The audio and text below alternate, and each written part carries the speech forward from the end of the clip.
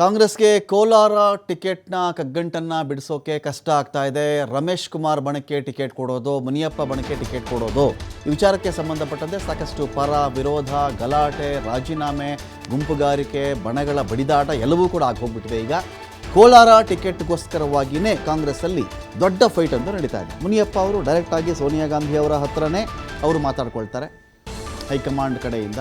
ಈ ಕಡೆ ಸಿದ್ದರಾಮಯ್ಯನವರು ಅಂತ ಬಂದಾಗ ಅವರು ಕೂಡ ಇಲ್ಲಿ ಬ್ಯಾಲೆನ್ಸ್ ಮಾಡಬೇಕಾಗುತ್ತೆ. ಇನ್ನು ಕೋಲಾರದ ಜನ, ಕೋಲಾರದ ಶಾಸಕರು, ಕೋಲಾರದ ಪರಿಷತ್ ಸದಸ್ಯರು ಎಲ್ಲರನ್ನೂ ಕೂಡ ಸಮಾಧಾನ ಮಾಡಬೇಕಾಗುತ್ತೆ. ಒಂದು ವೇಳೆ ಮುನಿಯಪ್ಪ ಬಣಕ್ಕೆ ಟಿಕೆಟ್ ಏನಾದರೂ ಕೊಟ್ಟರೆ ನಾವೆಲ್ಲ ತಟಸ್ಥ, ನಾವ್ಯಾವ ಕಡೆಗೂ ಬರಲ್ಲ, ನೋಡ್ತಾ ಇದ್ದೀವಿ ಅನ್ನೋ ಒಂದು ಎಚ್ಚರಿಕೆ ಕೂಡ ಆಗಲೇ ಹೋಗಿದೆ. ಈ ಕಡೆ ಮುನಿಯಪ್ಪ ಪಟ್ಟು ಸಡಿಲ ಮಾಡ್ತಾ ಇಲ್ಲ, ಆ ಕಡೆ ಕೋಲಾರದ ಶಾಸಕರು ಜೊತೆಗೆ ಸಚಿವರು ಕೂಡ ರಾಜೀನಾಮೆ ಎಚ್ಚರಿಕೆಯನ್ನು ಕೂಡ ಕೊಟ್ಟುಬಿಟ್ಟಿದ್ದಾರೆ. ಹಾಗಾಗಿ CM ಸಿದ್ದರಾಮಯ್ಯ ಅವರು ಈ ವಿಷಯಕ್ಕೆ ತಲೆ ಕೆಡಿಸಿಕೊಂಡಂತೆ ಕಾಣಿಸ್ತಾ ಇದೆ. ಕಾವೇರಿ ನಿವಾಸದಲ್ಲಿ ಕೋಲಾರ ಮುಖಂಡರೊಂದಿಗೆ ಮುಖ್ಯಮಂತ್ರಿಗಳು ಸಭೆಯನ್ನು ಕರೆದಿದ್ದಾರೆ. ಸಭೆಯಲ್ಲಿ ಸಚಿವ MC ಸುಧಾಕರ್, ಬೈರತಿ ಸುರೇಶ್, ಶಾಸಕ ಕೊತ್ತೂರು ಮಂಜು, MLC ಅನಿಲ್ ಕುಮಾರ್ ಸೇರಿದಂತೆ ಹಲವು ಮುಖಂಡರು ಇದರಲ್ಲಿ ಭಾಗಿಯಾಗಿದ್ದಾರೆ. ಈ ಕಡೆ ಈ ಒಂದು ಟಿಕೆಟ್ನ ಸಭೆಗೆ ಆಹಾರ ಸಚಿವ KH ಮುನಿಯಪ್ಪ ಗೈರಾಗುವ ಸಾಧ್ಯತೆ ಕೂಡ ಇದೆ. ಅವರು ಬರದೇ ಕೂಡ ಇರಬಹುದು, ಅವ್ರಿಗೆ ಅಸಮಾಧಾನ ಇರುತ್ತೆ. ಕಾರಣ ಅಲ್ಲಿ ಎಲ್ಲರೂ ನೋಡಬೇಕಲ್ಲ, ಅಲ್ಲಿ ಇವರ ವಿರುದ್ಧದ ಬಣದ ಯಾವೆಲ್ಲ ನಾಯಕರಿದ್ದಾರೋ ಆ ನಾಯಕರ ಮುಖ ಅಲ್ಲಿ ನೋಡಬೇಕು, ಅಲ್ಲೂ ಮಾತಾಡಿಸ್ಬೇಕಾಗತ್ತೆ. ಬರ್ದೇನೆ ಇದ್ದರೆ ಹೈಕಮಾಂಡಿಂದನೇ ಡೀಲ್ ಮಾಡ್ತೀನಿ ಇರಬಹುದು. ಮುನಿಯಪ್ಪ ಅವರು ಆ ಶಕ್ತಿ ಕೂಡ ಅವ್ರಿಗೆ ಇದೆ. ಮುನಿಯಪ್ಪ ಬರದೇ ಇದ್ದರೆ ಇದು ಮತ್ತೆ ಕಗ್ಗಂಟಾಗಿ ಉಳಿಯುತ್ತೆ ಕೋಲಾರದ ಟಿಕೆಟ್ ವಿಚಾರ ಅಂತ ಹೇಳಲಾಗ್ತಾ ಇದೆ. ಇನ್ನೊಂದು ಕಡೆ ತುಂಬ ಕುತೂಹಲದ ಮಧ್ಯೆ ಕೋಲಾರ ಟಿಕೆಟ್ ಮುನಿಯಪ್ಪ ಫ್ಯಾಮಿಲಿಗೂ ಇಲ್ಲ, ಈ ಕಡೆ ಹನುಮಂತಯ್ಯ ಅವ್ರಿಗೂ ಇಲ್ಲ, ಅಥವಾ ರಮೇಶ್ ಕುಮಾರ್ ಬಣಕ್ಕೂ ಇಲ್ಲ ಅನ್ನೋ ರೀತಿ ಆಗ್ತಾ ಇದೆಯಾ, ಆ ಒಂದು ಪ್ರಶ್ನೆ ಕೂಡ ಇಲ್ಲಿ ರೈಸ್ ಆಗಿದೆ. ಸಭೆ ನಡುವೆನೇ ಕಾವೇರಿ ನಿವಾಸಕ್ಕೆ ಎಲ್ಲಿ ಹನುಮಂತಯ್ಯ ಅವರಿಗೆ ಟಿಕೆಟ್ ಕೊಡಬೇಕು ಅಂತ ಒಂದು ಬೇಡಿಕೆ ಇತ್ತಲ್ಲ, ಅವ್ರನ್ನೂ ಕರೆಯಲಾಗಿದೆ. ಬನ್ನಿ ಹನುಮಂತಯ್ಯ ಅವರೇ ಮಾತಾಡಬೇಕು ಅಂತ. ಮುನಿಯಪ್ಪ ಸಮುದಾಯದ ನಾಯಕನಿಗೆ ಟಿಕೆಟ್ ಫೈನಲ್ ಆಗಿಬಿಡುತ್ತಾ? ಮುನಿಯಪ್ಪ ಮತ್ತು ಹನುಮಂತಯ್ಯ ಎಡಗೈ ಸಮುದಾಯಕ್ಕೆ ಸೇರಿದಂಥವರು. ಈಗ ಮುನಿಯಪ್ಪ ಅವರ ಕುಟುಂಬಕ್ಕೆ ಟಿಕೆಟ್ ಕೊಟ್ಟರು ಕೂಡ ಅದು ದಲಿತರಲ್ಲಿ ಎಡಗೈ ಕಡೆಗೆ ಟಿಕೆಟ್ ಹೋದಂತೆ, ಹನುಮಂತಯ್ಯ ಅವರು ಕೊಟ್ಟರು ಕೂಡ ದಲಿತರಲ್ಲಿ ಎಡಗೈ ಸಮುದಾಯಕ್ಕೆ ಹೋದಂತೆ.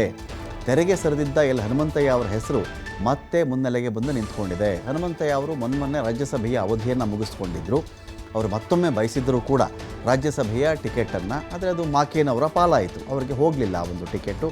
ಈ ಹಿನ್ನೆಲೆಯಲ್ಲಿ ದಲಿತರಿಗೆ ಅನ್ಯಾಯ ಮಾಡಿದ್ರು, ದಲಿತರಿಗೆ ಅನ್ಯಾಯ ಮಾಡಿತು ಅಂತ ಕೂಡ ಒಂದು ಸುದ್ದಿ ಇತ್ತು. ಇದೀಗ ಅದೇ ಹನುಮಂತಯ್ಯ ಅವರಿಗೆ ಕೋಲಾರ ಲೋಕಸಭಾ ಕ್ಷೇತ್ರ, ರಾಜ್ಯಸಭೆ ಮುಗಿಸ್ಕೊಂಡಿರ್ತಕ್ಕಂಥ ಹನುಮಂತಯ್ಯ ಅವರಿಗೆ ಕೋಲಾರ ಲೋಕಸಭಾ ಕ್ಷೇತ್ರವನ್ನು ಕೊಟ್ಟರೆ ಹೇಗೆ, ಈ ಚರ್ಚೆ ಕೂಡ ಬಂತು. ಇದರ ಒಂದು ವಿಚಾರದಲ್ಲಿ ರಮೇಶ್ ಕುಮಾರ್ ಬಣ, ಕೋಲಾರದ ಅನೇಕ ಕಾಂಗ್ರೆಸ್ ಶಾಸಕರು ಕೂಡ ಟ್ರೈ ಮಾಡ್ತಾ ಇದ್ದರು.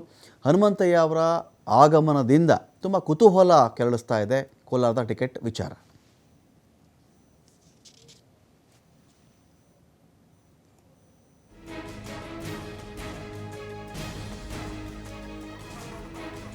ಇಡಿಸ್ಕೊಳ್ಳಿಕ್ಕೆ ಇದೀಗ ಶಿವಕುಮಾರ್ ಜೋಹಳಿ ಇದ್ದಾರೆ. ಶಿವಕುಮಾರ್ ಜೋಹಳಿ, ಇದೀಗ ಈ ಒಂದು ಸಭೆಯಲ್ಲಿ ಈಗ ಹನುಮಂತಯ್ಯ ಅವ್ರಿಗೂ ಕೂಡ ಒಂದು ಬುಲಾವ್ ಹೋಗಿದೆ, ಅವರು ಬಂದಿರಬಹುದು. ಈಗ ಒಂದು ಕಡೆ ನೋಡಿದ್ರೆ ಇನ್ನೂ ಕೂಡ ಮುನಿಯಪ್ಪ ಅವರ ಸುಳಿವಿದ್ದಂತೆ ಇಲ್ಲ. ಏನಾಗ್ತಾ ಇದೆ ತೀರ್ಮಾನ ಇಲ್ಲಿ? ಎರಡೂ ಬಣಗಳಿಗೆ ಬೇಡ ಅಂತ, ಇಬ್ಬರು ಜಗಳ ಮೂರನೇವ್ರಿಗೆ ಲಾಭ ಅಂತ, ಬೇರೆ ಯಾರಿಗಾದರೂ ಹೋಗುತ್ತಾ, ಏನು ಕಥೆ ಅಂತ?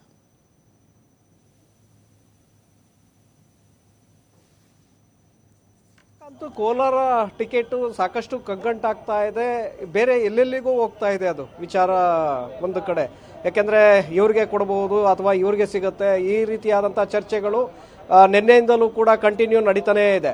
ಆದರೆ ಈಗ ಹೊಸ ಹೊಸ ಬೆಳವಣಿಗೆಗಳು ಕೂಡ ನಡೀತಾ ಇದೆ. ಮುಖ್ಯಮಂತ್ರಿಗಳ ನಿವಾಸದಲ್ಲಿ DK ಶಿವಕುಮಾರ್ ಹಾಗೆ ಮುಖ್ಯಮಂತ್ರಿಗಳ ನೇತೃತ್ವದಲ್ಲಿ ಕೋಲಾರ ಮುಖಂಡರ ಸಭೆ ಕೂಡ ಈಗಾಗಲೇ ನಡೀತಾ ಇದೆ. ಸಭೆಯಲ್ಲಿ ಸಚಿವ MC ಸುಧಾಕರ್ ಅವರು ಇದ್ದಾರೆ, ಬೈರತಿ ಸುರೇಶ್ ಅವರು ಕೂಡ ಇದ್ದಾರೆ, ಜಿಲ್ಲಾ ಉಸ್ತುವಾರಿ ಸಚಿವರು, ಹಾಗೆ MLCಗಳಾಗಿರುವಂಥ ನಜೀರ್ ಅಹಮದ್ ಮತ್ತು ಅನಿಲ್ ಕುಮಾರ್ ಅವರು ಕೂಡ ಇದ್ದಾರೆ, ಶಾಸಕ ಕೊತ್ತೂರು ಮಂಜು ಅವರು ಕೂಡ ಈ ಸಭೆಯಲ್ಲಿ ಭಾಗಿಯಾಗಿದ್ದಾರೆ. ಈ ಸಭೆಯಲ್ಲಿ ಪ್ರಮುಖವಾಗಿ, ಏಕೆಂದರೆ ಮುನಿಯಪ್ಪ ಅವರು ಸಭೆಗೆ ಬಂದಿಲ್ಲ, ಇಲ್ಲಿಯವರೆಗೂ ಕೂಡ ಬಂದಿಲ್ಲ, ಮುನಿಯಪ್ಪ ಅವರು ಸಭೆಗೆ ಗೈರಾಗ್ತಾರೆ ಅನ್ನುವಂಥ ಮಾಹಿತಿಗಳು ಕೂಡ ಈಗಾಗಲೇ ನಮಗೆ ಸಿಕ್ಕಿದೆ. ಸೊ ಹಾಗಾಗಿ ಎಲ್ಲೋ ಒಂದು ಕಡೆ ಒಂದು ಸೈಡ್ ಆಗುತ್ತಾ ಈ ಸಭೆ ಅನ್ನುವಂಥ ಅನುಮಾನಗಳು ಈಗ ಶುರುವಾಗಿದೆ. ಇವತ್ತಿನ ಈ ಸಭೆ ಕೂಡ ವಿಫಲವಾಗುವಂಥ ಸಾಧ್ಯತೆಗಳಿದೆ. ಯಾಕೆಂದರೆ ನೀವು ಸಮಾಧಾನ ಮಾಡಬೇಕಾಗಿರುವಂಥದ್ದು ಒಂದು ರಮೇಶ್ ಕುಮಾರ್ ಅವರ ಬಣ, ಮತ್ತೊಂದು ಕಡೆ ಮುನಿಯಪ್ಪ ಅವರ ಬಣ. ಈಗ ಮುನಿಯಪ್ಪ ಅವರೇ ಸಭೆಯಲ್ಲಿ ಇಲ್ಲದೆ ಇರೋದ್ರಿಂದ, ಸಹಜವಾಗಿ ಕೋಲಾರದ ಮುಖಂಡರುಗಳು ಇಲ್ಲಿ ಇರೋದ್ರಿಂದ ಯಾವ ರೀತಿಯಾಗಿ ಈ ಸಮಸ್ಯೆಯನ್ನು ಬಗೆಹರಿಸೋದಕ್ಕೆ ಸಾಧ್ಯ, ಈ ಒಂದು ಪ್ರಶ್ನೆ ಈಗ ನಮ್ಮ ಮುಂದೆ ಇದೆ. ಇದರ ನಡುವೆ ಹನುಮಂತಯ್ಯ ಅವರಿಗೆ ಮುಖ್ಯಮಂತ್ರಿಗಳು ಕರೆಯನ್ನು ಕಳಿಸ್ತಾರೆ. ಹನುಮಂತಯ್ಯ ಅವರು ಕೂಡ ಸಭೆಗೆ ಸಿದ್ದರಾಮಯ್ಯನವರ ನಿವಾಸಕ್ಕೆ ಬರ್ತಾರೆ. ಮತ್ತೆ ಈಗ ಅವರು ವಾಪಸ್ ಆಗಿದ್ದಾರೆ. ಈ ಚರ್ಚೆಗಳು ನಡೀತಾ ಇದೆ, ಹಾಗಾಗಿ ನಾನು ವಾಪಸ್ ಹೋಗ್ತಾ ಇದ್ದೀನಿ, ಸ್ವಲ್ಪ ಹೊತ್ತಿನ ನಂತರ ಮತ್ತೆ ನಾನು ವಾಪಸ್ ಬರ್ತೇನೆ ಅನ್ನುವಂಥ ಒಂದು ಮಾತನ್ನು ಈಗ ಎಲ್ ಹನುಮಂತಯ್ಯ ಅವರು ಕೂಡ ಹೇಳೋದ್ರು. ಮಾಜಿ ರಾಜ್ಯಸಭಾ ಸದಸ್ಯರಿಗೆ ಇಲ್ಲಿ ಕರೆಸ್ಕೊಂಡಿದ್ದೇಕೆ, ಅವರು ಮತ್ತೆ ಬಂದು ವಾಪಸ್ ಆಗಿದ್ದೇಕೆ, ಈ ಒಂದು ಅನುಮಾನಗಳು ಕೂಡ ಈಗ ಶುರುವಾಗ್ತಾ ಇದೆ. ಒಂದು ಕಡೆ ನೋಡಿದ್ರೆ ಎಲ್ ಹನುಮಂತಯ್ಯ ಅವರ ಚರ್ಚೆ ಕಳೆದ 2-3 ದಿನಗಳ ಹಿಂದೆ ಇತ್ತು. ಎಲ್ ಹನುಮಂತಯ್ಯ ಅವ್ರಿಗೆ ಅಲ್ಲಿ ಟಿಕೆಟನ್ನು ಕೊಡಲಾಗತ್ತೆ, ಫಿಕ್ಸ್ ಆಗುತ್ತೆ ಅನ್ನುವಂಥ ಚರ್ಚೆಗಳು ಬಂತು. ಆದರೆ ಮುನಿಯಪ್ಪ ಅವರು ಯಾವಾಗ ತಮ್ಮ ಅಳಿಯ ಚಿಕ್ಕಪೆದ್ದಣ್ಣ ಅವ್ರಿಗೆ ಟಿಕೆಟ್ ಕೊಡಬೇಕು ಅನ್ನುವಂಥ ಒತ್ತಡವನ್ನು ಹೆಚ್ಚು ಮಾಡ್ತಾ ಹೋದ್ರು, ಆಗ ಎಲ್ ಹನುಮಂತಯ್ಯ ಅವರ ವಿಚಾರ ಪಕ್ಕಕ್ಕೆ ಸರಿಯುತ್ತೆ. ನಂತರದಲ್ಲಿ ಬಲಗೈ ಸಮುದಾಯಕ್ಕೆ ಟಿಕೆಟನ್ನು ಕೊಡಬೇಕು ಅನ್ನುವಂಥ ಒತ್ತಡಗಳು ಏನು ರೆಬೆಲ್ ಶಾಸಕರಿಂದ ಶುರುವಾಗತ್ತೆ. ಸೊ ಹಾಗಾಗಿ ಈಗ ರೆಬೆಲ್ ಶಾಸಕರ ಜೊತೆನೆ ಸಭೆಯನ್ನು ನಡೆಸಲಾಗ್ತಾ ಇದೆ, ಸಭೆಯಲ್ಲಿ ಚರ್ಚೆಗಳಾಗ್ತಾ ಇದೆ. ಎಲ್ಲ ಒಂದು ಕಡೆ ಎಲ್ ಹನುಮಂತಯ್ಯ ಅವರು ಬಂದು ಹೋಗಿದ್ದನ್ನು ನೋಡಿದಾಗ ಎಲ್ ಹನುಮಂತಯ್ಯ ಅವರಿಗೆ ಇಲ್ಲಿ ಟಿಕೆಟನ್ನು ಕೊಡುವಂಥ ಸಾಧ್ಯತೆಗಳು ಈಗ ಹೆಚ್ಚಿನ ಪ್ರಮಾಣದಲ್ಲಿ ಕಾಣಿಸ್ತಾ ಇದೆ ರಮಕಾಂತ್.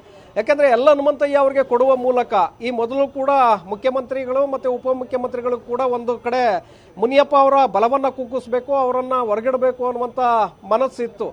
ಸೊ ಅದು ಕೈಗೂಡಿರಲಿಲ್ಲ. ಯಾಕೆಂದರೆ ಮುನಿಯಪ್ಪ ಅವರು ನೇರವಾಗಿ ಹೈಕಮಾಂಡ್ ಜೊತೆ ಇದ್ದಿದ್ದರಿಂದ ಮುನಿಯಪ್ಪ ಅವರನ್ನು ತುಳಿಯುವಂಥ ಒಂದು ಪ್ರಯತ್ನಗಳಾಗಿರಲಿಲ್ಲ. ಸೊ ಎಲ್ಲಿ ಹೋದ್ರು ಹೈಕಮಾಂಡ್ಗೆ ನೇರವಾಗಿ ಅವರು ಮುಟ್ಟಿಸ್ತಾ ಇದ್ರು, ತಮಗೆ ಬೇಕಾದನ್ನು ಪಡೆದುಕೊಳ್ತಾ ಇದ್ರು.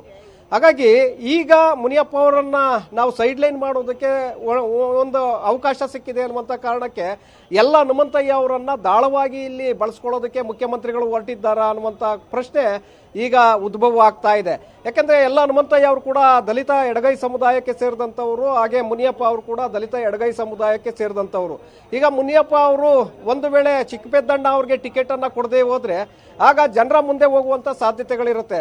ನನಗೆ ಅನ್ಯಾಯವನ್ನ ಮಾಡಿದ್ರು, ನಮ್ಮ ಸಮುದಾಯವನ್ನ ತುಳಿಯುವಂತ ಒಂದು ಪ್ರಯತ್ನವನ್ನ ಮಾಡ್ತಾ ಇದ್ದಾರೆ ಅನ್ನುವಂಥ ವಿಚಾರವನ್ನ ಮುಂದಿಟ್ಕೊಂಡು ಹೋಗಬಹುದು ಅನ್ನುವಂಥ ಕಾರಣಕ್ಕೆ ಈಗ ಎಲ್ ಹನುಮಂತಯ್ಯ ಅವರಿಗೆ ಒಂದು ವೇಳೆ ಏನಾದರೂ ಟಿಕೆಟ್ ಕೊಡುವಂತ ನಿರ್ಧಾರವನ್ನ ತೆಗೆದುಕೊಂಡ್ರೆ ಆಗ ಒಂದೇ ಕಲ್ಲಿಗೆ 2 ಹಕ್ಕಿಯನ್ನ ಹೊಡೆಯಬಹುದು ಅನ್ನುವಂಥ ಲೆಕ್ಕಾಚಾರ ಕೂಡ ಇದರ ಹಿಂದೆ ಇರಬಹುದು.